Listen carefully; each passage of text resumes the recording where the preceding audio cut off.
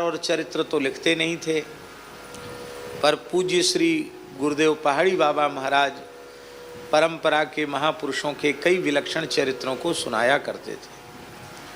तो महाराज जी कहते थे कि प्रथम पहाड़ी बाबा जो महाराज हैं, मूल पुरुष पहाड़ी बाबा, उन्होंने अपने जीवन काल में संतों के आग्रह पर केवल एक कुइया बनवाई थी, वो अभी भी है खाक चौक में। बोले उसमें संवत पड़ा हुआ है, वो एकदम सही है, पहाड़ी बाबा के समय का उनके द्वारा लिखवाया हुआ संवत है। उसमें संवत लिखा है 1869, नहीं 1864 ऐसा लिखा है। और फिर उसके 4 साल बाद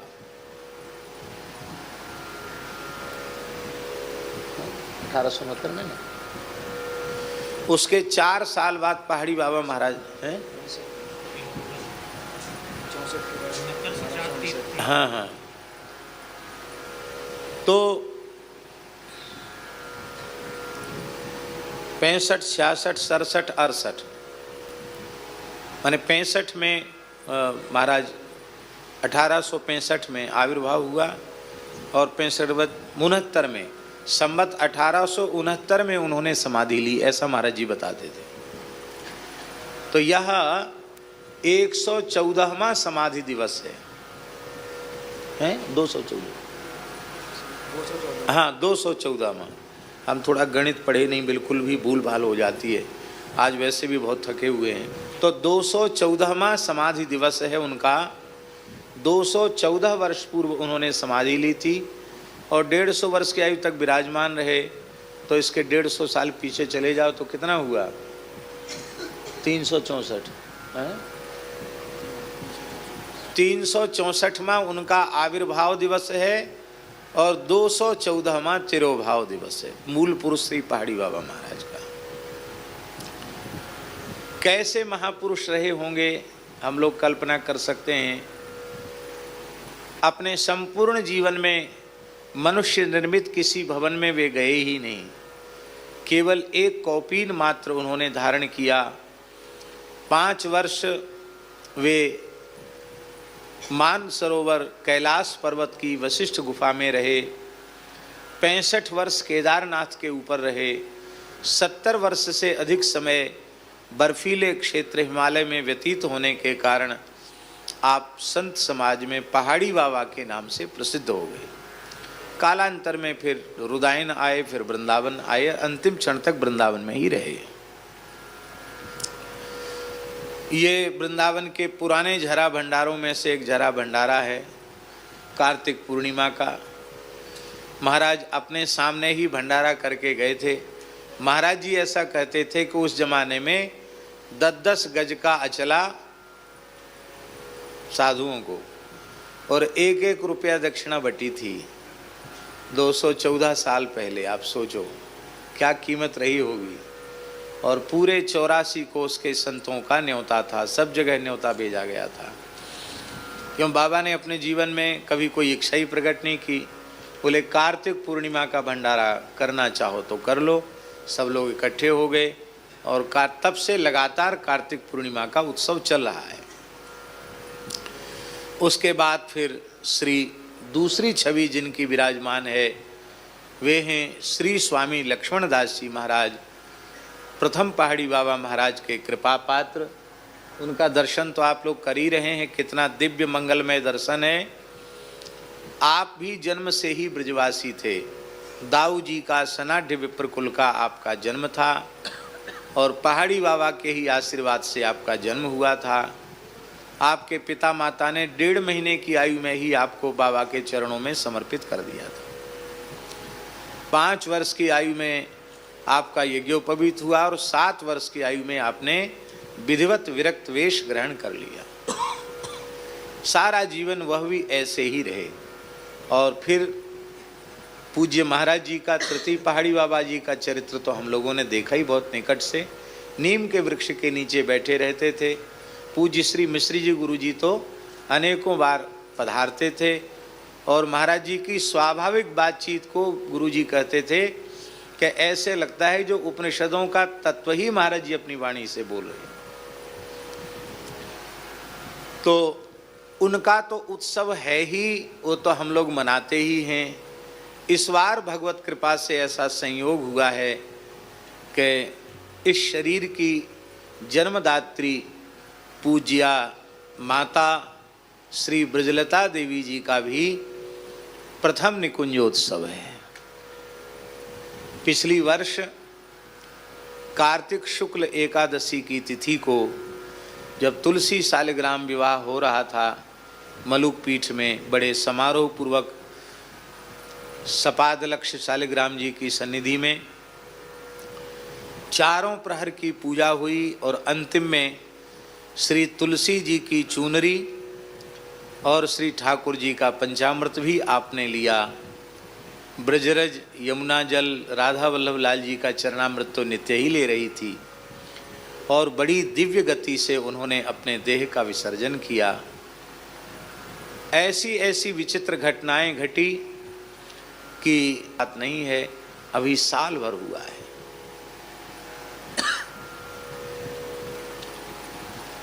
माता जी का जीवन जन्म से ही अद्भुत था, अलौकिक था। माता जी के पूज्य पिताजी उस समय भगवत धाम प्रयाण कर गए थे जब माताजी 2.5-3 वर्ष की आयु की थी।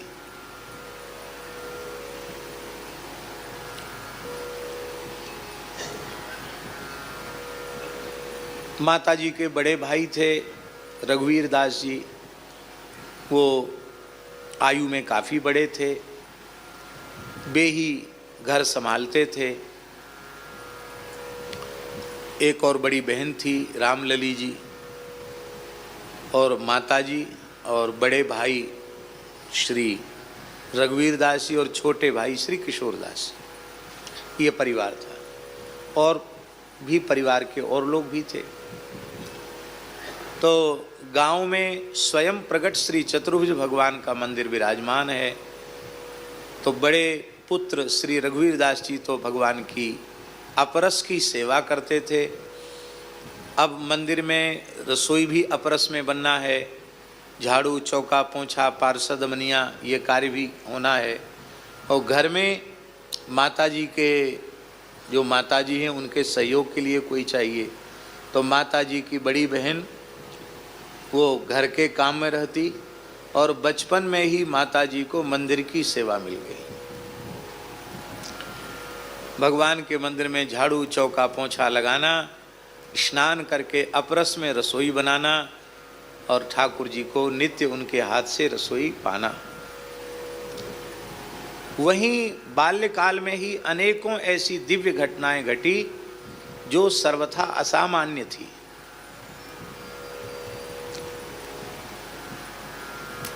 महाराज जी रसिक माधवदास जी महाराज मध्याह्न में माताजी सुनाती थी, उनके मुख से सुनी हुई बात माताजी सुनाती थी कि अवस्था 11-12 वर्ष की रही होगी। मध्याह्न काल में रसोई बना के भोग लग गया और फिर वहीं मंदिर के उत्थापन के पहले पहले मंदिर के जगमोहन में ही माताजी थोड़ी पौड़ गई, लेट गई। तो उनको नूपुरों की आवाज सुनाई पड़ी। तो मंदिर तो बंद है और जगमोहन में ये आवाज कैसी आ रही है। तो माताजी सोई नहीं थी, नेत्र बंद थे, नेत्र खोल लिए उन्होंने। तो नेत्र खोलकर देखा कि यहाँ किसकी आवाज आ रही है। तो साक्षात श्री रघुनाथ जी, किशोरी जी और लक्ष्मण जी मंदिर में प्रवेश करते हुए दिखाई पड़े। ये बाल्यकाल की सबसे पहली घटना थी जो श्री राम लक्ष्मण जानकी जी का उन्हें इन्हीं आंखों से झलक मिल गई। एक बार और वे इसी प्रकार से भाव में विराज रही थी और भगवान की पार्षद सेवा करके थक गई थी, थोड़ी तंद्रा में हुई। तो उनको ऐसा लगा कि श्री जानकी जी आई हैं और उन्होंने बड़े प्यार से मस्तक पर हाथ रख के कहा कि कुछ मांग लो, तुम्हारी सेवा से हम प्रसन्न हैं। उनको ऐसा अनुभव हुआ कि जानकी जी कह रही हैं कि तुम कुछ मांग लो, तुम्हारी सेवा से हम प्रसन्न हैं। तो माता जी ने कहा कि बुंदेली में कहा, हमें मांगो नहीं आउत, जो अच्छो लगे सो दे जाओ। हमको मांगना नहीं आता, जो आपको अच्छा लगता है वो दे दो। तो जानकी जी ने कहा, तुम्हें भक्त पति की प्राप्ति होगी। और यह आप प्रत्यक्ष देख रहे हैं। पूज्य पिताजी का जीवन भी आज प्रत्यक्ष में ही प्रमाण की आवश्यकता नहीं। कैसा दिव्य और पवित्र जीवन है, निश्चल निष्कपट सहज सरल व्यक्तित्व है। ये कम से कम इस कलिकाल में तो इस प्रकार।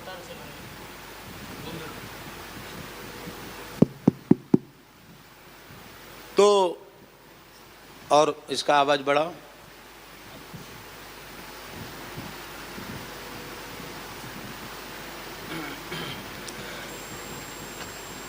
ये अनेकों घटनाएं इस प्रकार की घटी। एक घटना का हमें और स्मरण है।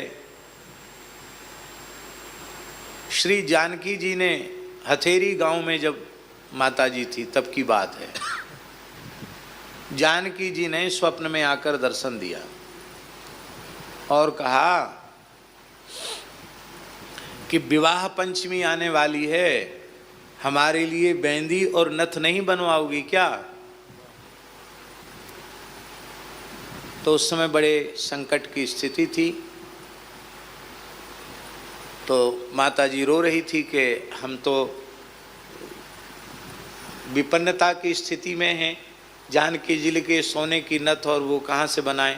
पिताजी से कहा तो पिताजी ने कहा, तुम्हें तो रोज ही स्वप्न होते हैं भगवान के, कभी कोई आज्ञा मिलती कभी कोई आज्ञा मिलती। हम कर्ज करके तो नहीं कर सकते हैं, तुम्हारे पास को सोना चांदी हो तो दे दो तो बन जाएगा।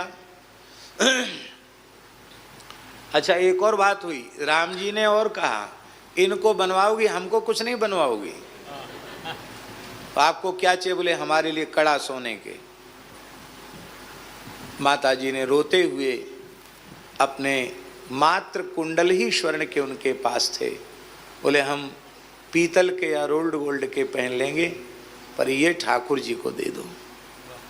अपने कुंडल उतार करके दे दिए और उनसे किशोरी जी का श्रृंगार हुआ है।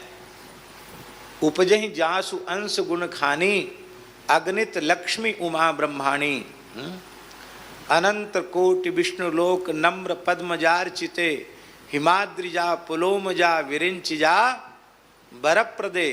ऐसी जो श्री किशोरी जी हैं, उनको किसी वस्तु का अभाव है जो कहें कि हमारे लिए कुंडल बनवा दो, हमारे लिए बेंदी बनवा दो। यह अपने प्रेमी भक्तों के साथ, निष्किंचन भक्तों के साथ उनका लीला विलास है।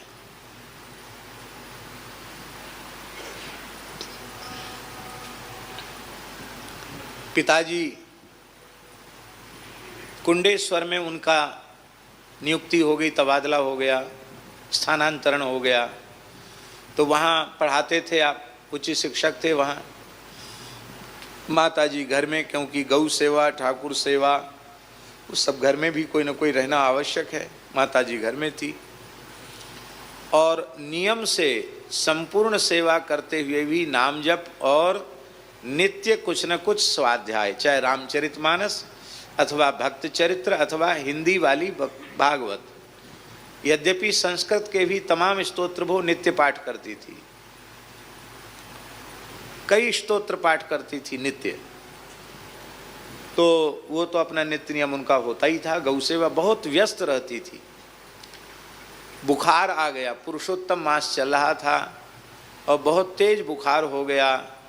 शाम को थोड़ी देर 10-20 माताएं घर में बैठकर सत्संग कर लेती थी, कुछ अच्छी चर्चा कर लेती। पुस्तक उस समय डोंगरी जी की जो भागवत है उसको बाँच करके वो सुना रही, 2-3 माताएं आ जाती। घर में केवल माता जी ही थी। और एक दिन इतना तेज बुखार हुआ कि उनको लगा कि कहीं प्राणांत तो नहीं हो जाएगा।